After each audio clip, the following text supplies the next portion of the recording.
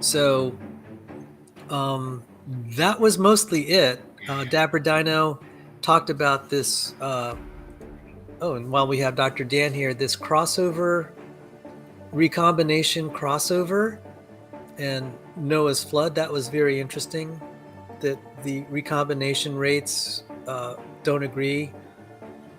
The necessary recombination or crossover rates that would have to be achieved don't agree with observations. Was that your argument, Dr. Dan? If you're there, um, The hypothesis that creationists use is created heterozygosity. So you have a lot of diversity kind of built in, and then lots of recombination. If everyone thinks back to like high school bio class, where you talked about how chromosomes do like the little crossing over thing, you have to do that a lot at speeds that are orders of magnitude faster than it actually happens, that we like observe it to happen, in order to get all of the different combinations that exist today. I'm crediting you, Dr. Dan, with that argument. And I told Dapper Dino, thank you, that was good.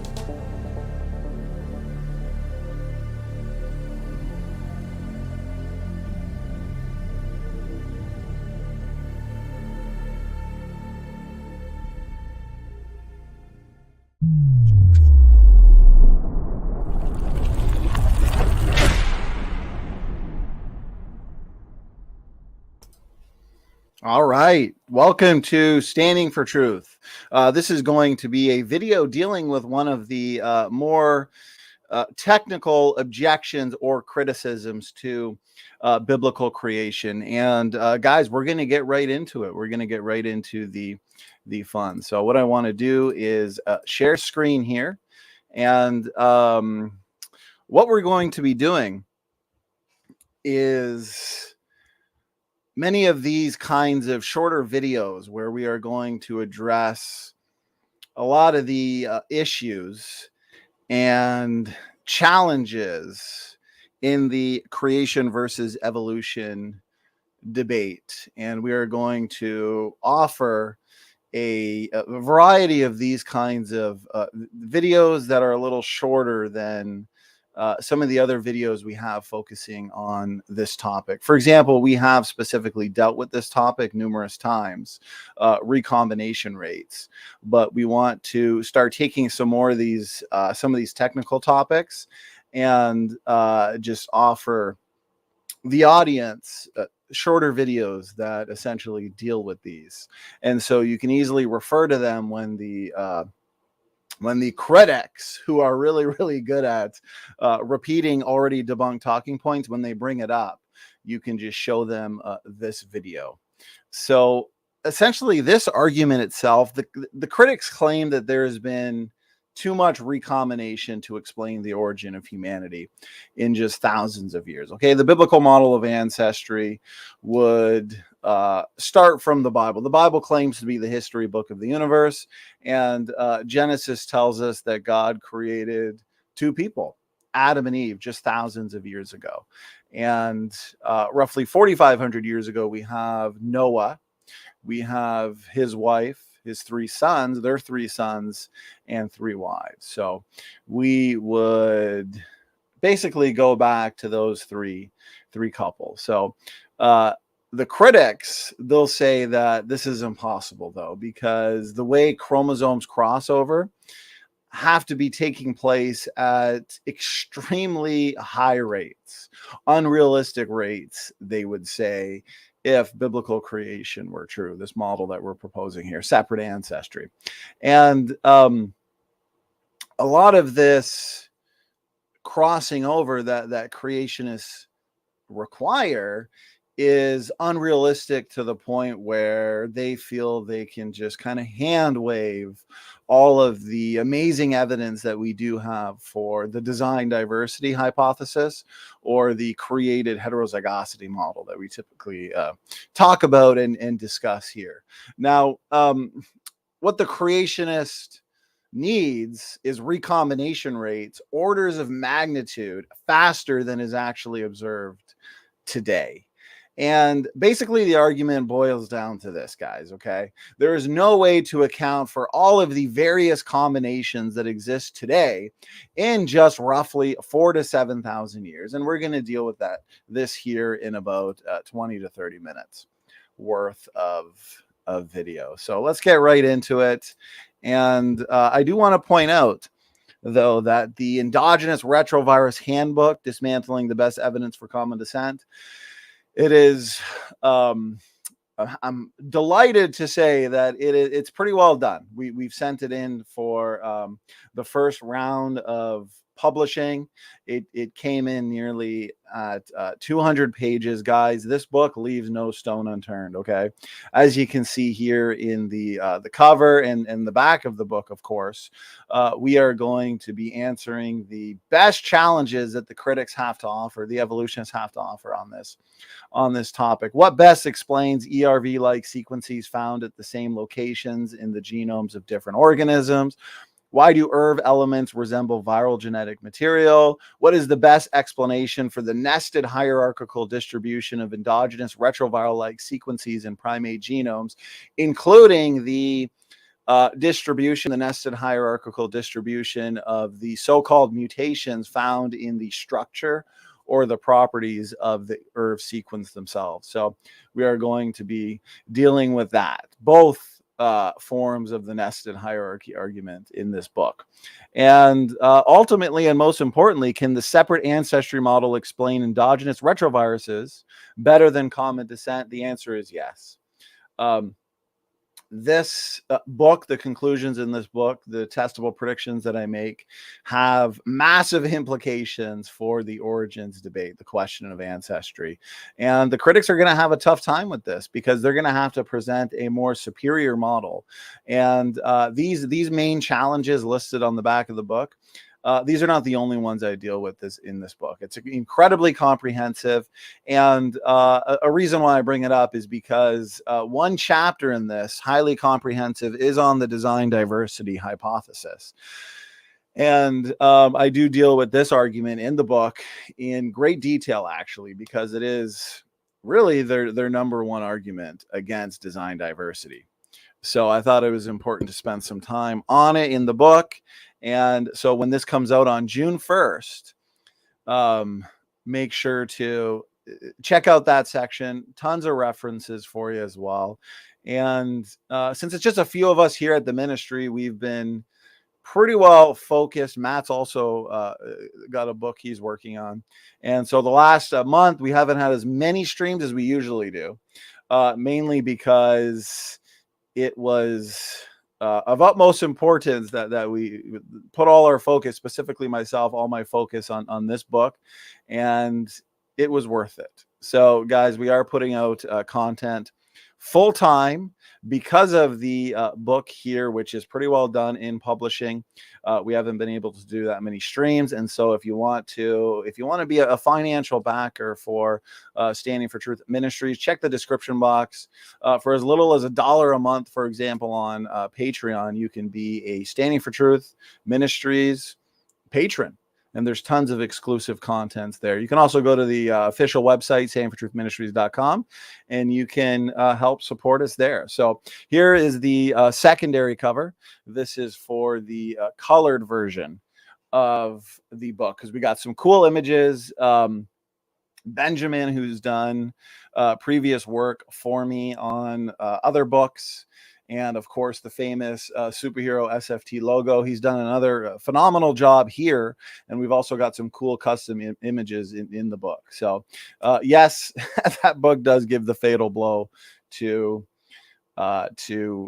endogenous retroviruses as evidence for a common descent. Okay, so let's just get right into it then. Recombination rates, debunking the critics. Guys, what you're going to want to know as we move forward addressing this argument is, what is recombination? Okay, recombination is a process by which pieces of DNA are broken and recombined to produce new combinations of alleles. This recombination process creates genetic diversity at the level of genes that reflects differences in the DNA sequences of different organisms.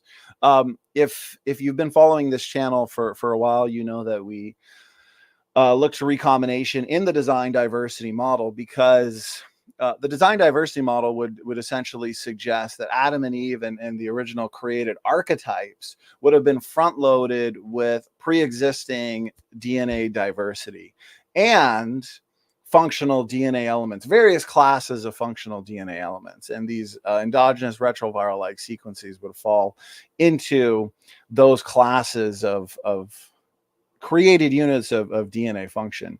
And since the creationist model would say that the majority of DNA diversity, the majority of DNA differences that we see within species and across species were built in at creation, that means the creation model doesn't need millions and millions of years to build up the necessary genetic diversity for processes like recombination and gene conversion to become effective. The evolutionist requires mutations over time. A mutation adds genetic diversity because it's adding something that was not previously there. So over time, species build up these DNA differences as the result of mutation, and recombination can lead to new chromosomal combinations. And with the creation model, the DNA differences for the most part are already built in at creation. So we don't require time for adaptive episodes, for speciation events, for new varieties to arise, because simply due to a recessive trait that was front loaded, we could have a new phenotype being manifested based on the pre-existing capacity for these types of changes. But we've talked about that at great length, and we'll probably have a separate video on that as well. So I do want to move on here. And speaking of recombination, though, and we're going to go over a number of technical papers here. Recombination is not actually as random as was once thought. It's kind of like these mutations. They've always thought, for the most part, that mutations were generally random. Okay.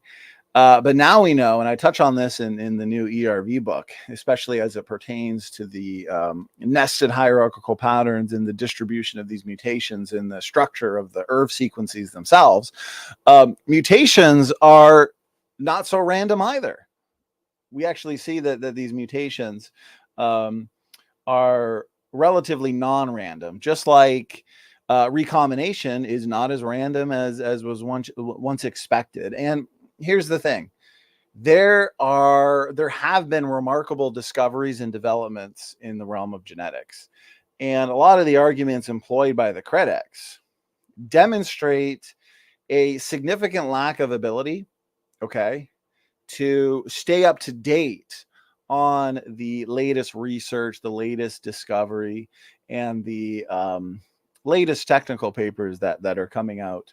And again, you'll see that in the endogenous retrovirus handbook. I've got just countless references. Every single argument that I use in this argument is supported by the primary sources.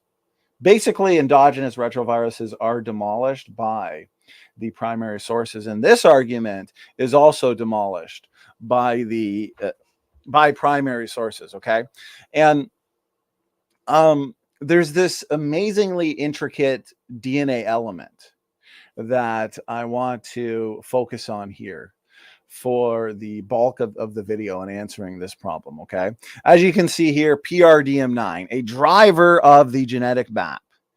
Okay, this is very interesting here, this specific excerpt from this paper. Most, if not all, meiotic recombination events are controlled by what?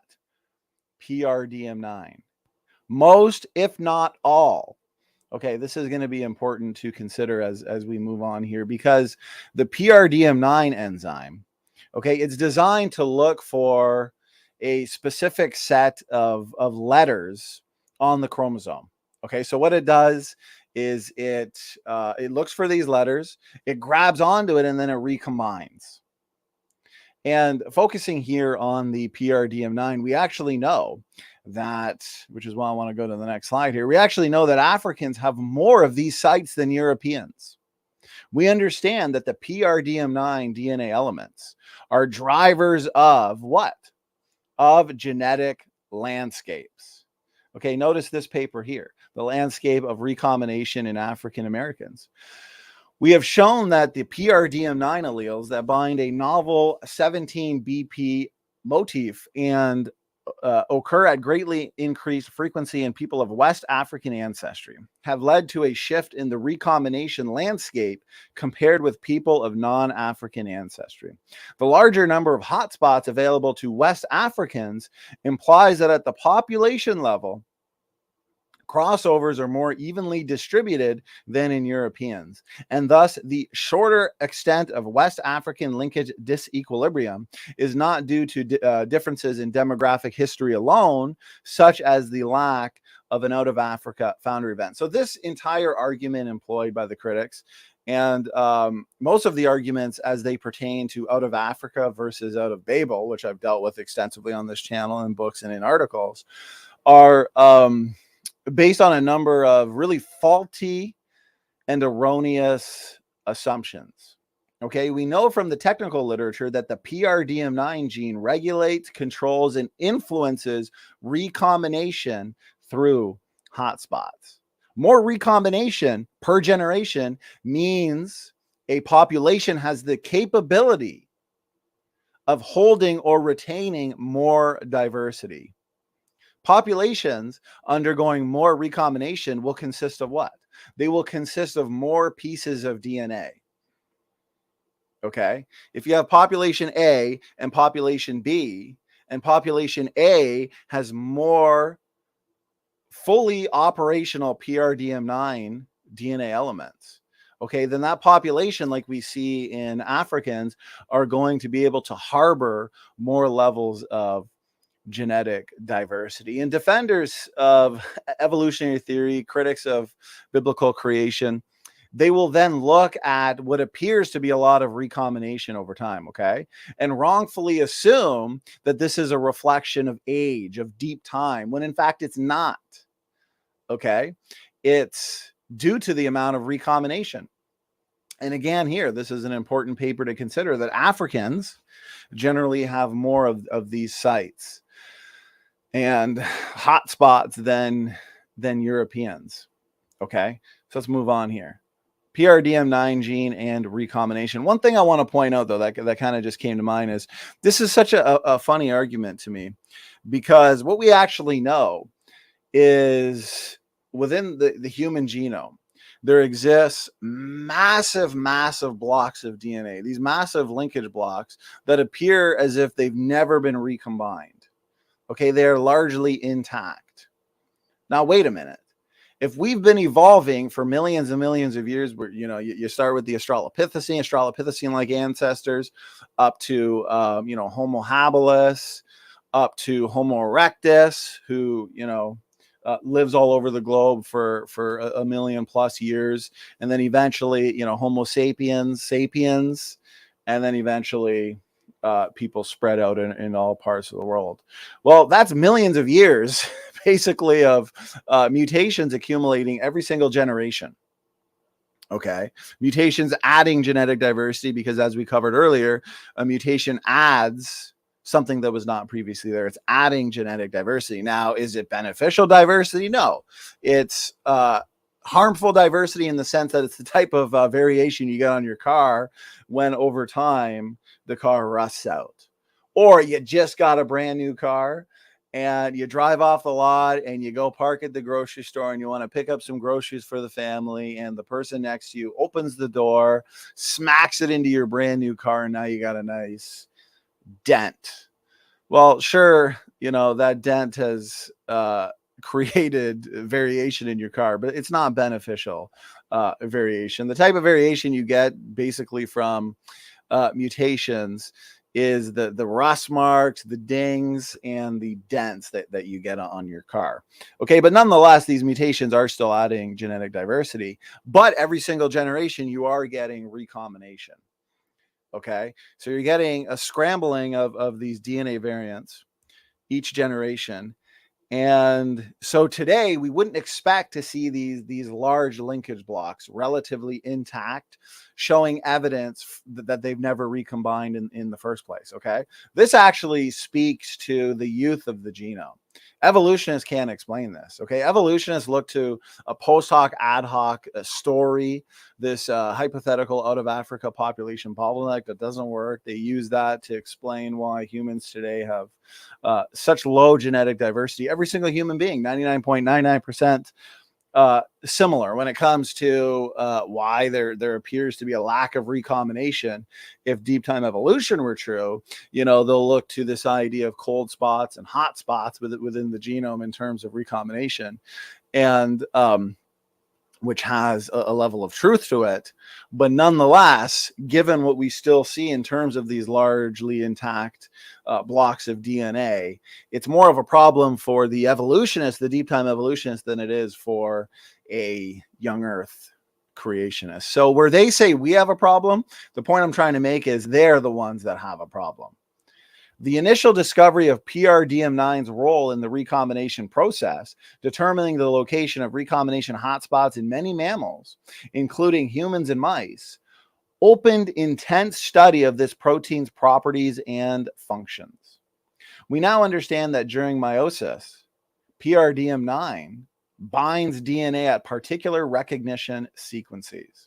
Remember, I was talking earlier how this very intricate DNA element, okay, this PRDM9 enzyme, it looks for a specific set of letters on the chromosome, it grabs onto it, and then it recombines, leading to genetic diversity. So this is very interesting to know that recombination is not as random as was once thought, okay? And here reorganizes the local chromatin environment by methylating adjacent nucleosomes, marks hotspots for eventual DSB formation, facilitates the translocation of activated hotspots to the chromosome axes where DSB formation occurs, and this is then required to assure proper repair of the DNA breaks.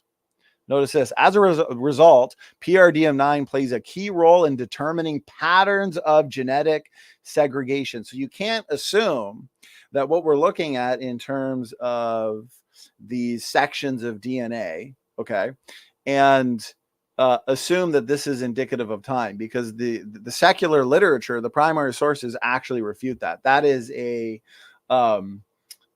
false assumption.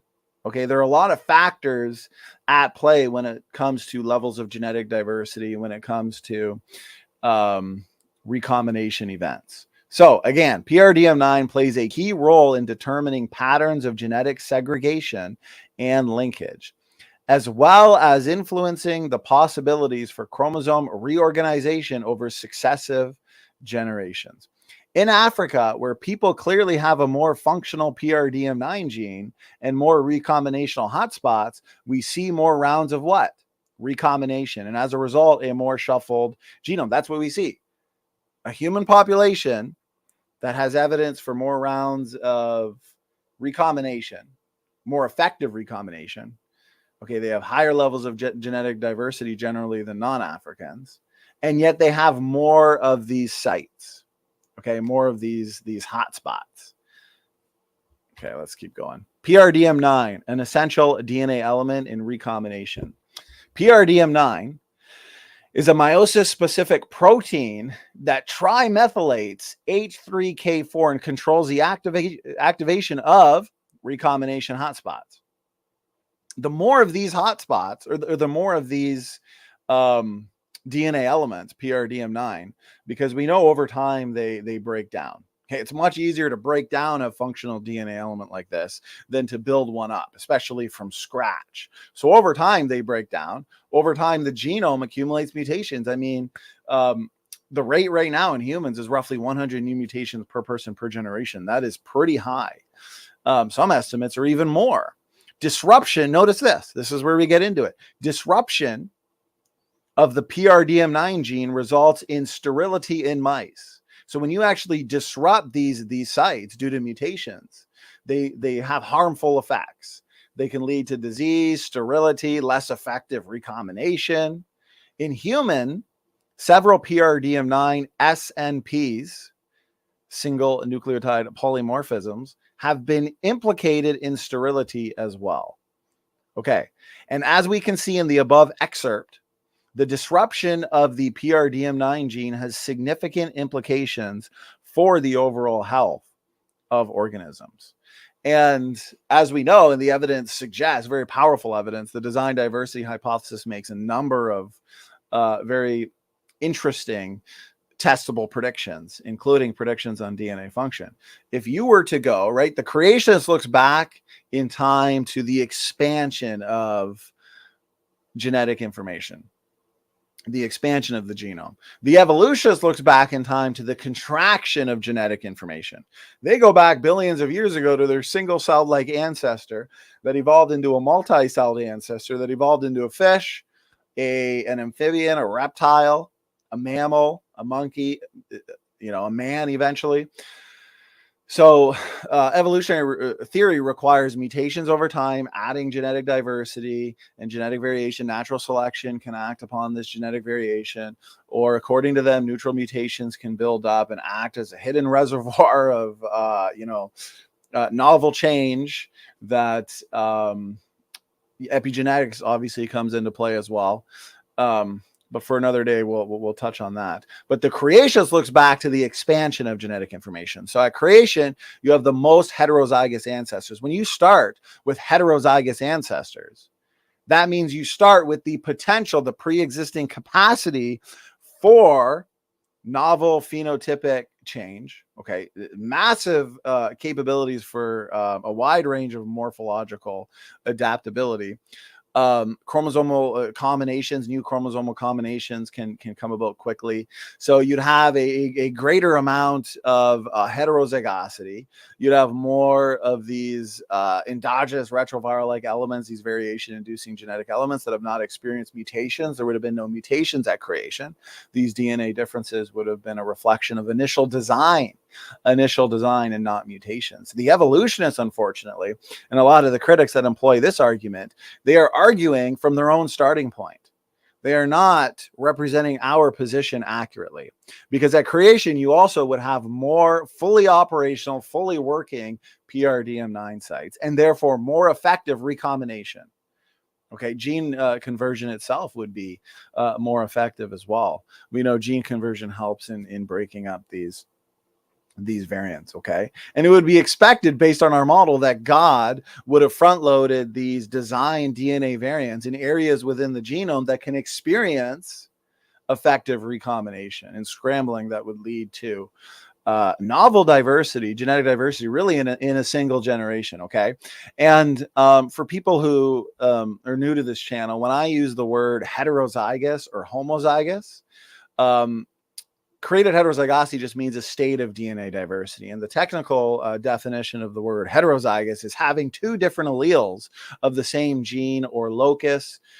Locus or loci would be a specific location in the DNA itself. And then homozygous is having two of the same alleles, the identical alleles in the of the same gene or locus. So created heterozygosity would mean that the original created archetypes would have been designed with pre-existing levels of DNA diversity, hence the design diversity model. So let's kind of recap a little bit. A larger gene pool at the creation in the pre-flood world, especially because at the flood we have a genetic bottleneck. At Babel we have a bit of a bottleneck as well, which would reduce levels of heterozygosity, not as much as the critics say, because it was a one generation bottleneck followed up by rapid and exponential population growth. So very limited or very little of that original heterozygosity would be lost. But nonetheless, the pre-flood world, and obviously the closer you get to creation, you're going to have a more expanded gene pool and more healthier genes overall, since mutations have not accumulated as much as mutations have accumulated today, and as a result have eroded a lot of these PRDM9 sites. And unfortunately, I've even seen some from our own side who should know better, some creationists who should know better. They've been studying this for years and years and years. But unfortunately, there are some creationists that would rather concede what seems to be every single point to the evolutionist And one specific critic brought up this argument. There's no way for, according to the design diversity model, for biblical creationists to account for the number of recombination events or crossover events, I should say, that have occurred. Seemingly when examining the genome. And yet we have a very ready answer, a very strong answer that leads to predictions and retrodictions. And it's the evolutionist that has the greater problem, since there doesn't seem to be enough scrambling. If we've been evolving for millions of years, then the genome should have been scrambled into nothingness. And yet we still see these large blocks of DNA that are intact to the point where they look like they haven't experienced any recombination in the history of this planet. Okay, so this argument, it doesn't work. It doesn't work.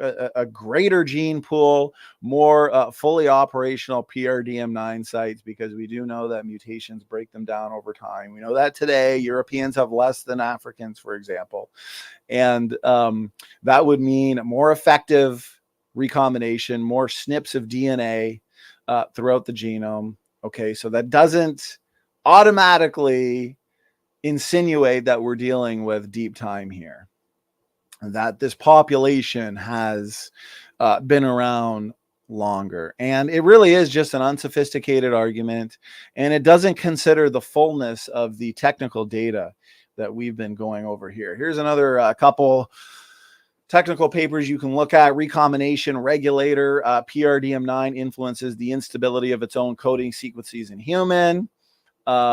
Here's another one that deals with the recombination hotspots. And here's an important slide as well from this paper, PRDM9 and its role in genetic recombination. Guys, these sites have broken down over time. Mutations are accumulating, and the evidence suggests, and there's going to be no question, no doubt in the objective reader's mind when they read this new book that's coming out on endogenous retroviruses, there will be no doubt that the entire junk DNA paradigm is dead. I deal comprehensively and technically with all their best so-called arguments, objections, criticisms, the ones that want to maintain this indefensible junk DNA paradigm, indefensible. And I deal with it in great detail. Like I said, it's roughly 170 pages, this book, dozens and dozens of technical papers, and it really does demonstrate why the junk DNA paradigm is bankrupt. As a result, endogenous retroviruses are refuted, since they are part of the greater junk DNA argument, and common descent just completely overturned. Separate ancestry is making the best testable predictions, and testable predictions that are confirmed more and more every day, especially in the world of DNA function. So PRDM9 influences the possibility of genetic exchange by determining the locations of meiotic recombination hotspots in most mammals. Remember the paper earlier that we cited right here, PRDM9, a driver of the genetic map, and yet they want to look at these genetic landscapes of different populations and conclude that based on the genetic landscapes of, let's say, African populations, they are older, when in fact that is not indicative of age. And there's a number of factors that they're not considering here. Most, if not all, meiotic recombination events are controlled by what? PRDM9. And it just so happens to turn out that Africans have more of these. Notice this: the larger number of hotspots available to West Africans implies that at the population level, crossovers are more evenly distributed than in Europeans. And another thing too is, as you have people groups moving into Africa after the Babel event, if you have people groups moving into Africa that have more fully working, fully operational PRDM9 sites, and more of these hotspots as well for the PRDM9 DNA element to look for, grab onto, and recombine, leading to more and more scrambling and DNA diversity, then guess what? The African genetic landscape is going to have a different manifestation than non-African genetic landscapes. And that's exactly what we see when we compare Africans and non-Africans. To do so, it uses its zinc finger array to bind specific DNA sequences. Pre-existing chromatin structure influences which of PRDM9's DNA binding sites are available for use in vivo. So again, PRDM9 and its role in genetic recombination. So what I'll do, guys, is put some of these papers in the description box. This is an argument that's repeated. This is an argument that has been invalidated. And what I want to do is focus more on these kinds of challenges and arguments to our position. And I will put together more presentations like this, keep them between 30, 45 minutes. And I'm looking at the time here, and we're just at the 35-minute mark, guys. So share this around. The truth is important. Even their very best technical challenges, criticisms, arguments to the biblical model of ancestry, they have answers. And sometimes you just got to seek them out. And that's what we are here to do at Standing for Truth. We focus on defending the truth of biblical creation. So everybody, God bless. Thanks for tuning in. And I hope you enjoyed this video.